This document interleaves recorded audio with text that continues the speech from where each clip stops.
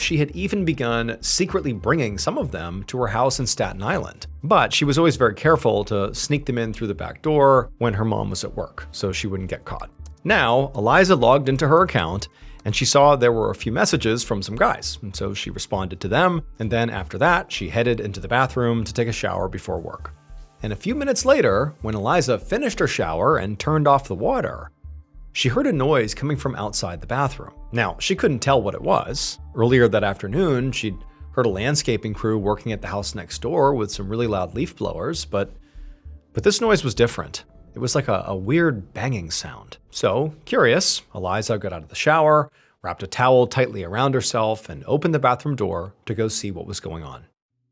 That night, around 7:30 p.m., Aliza's mother, Seema, arrived back at the house that she shared with Aliza.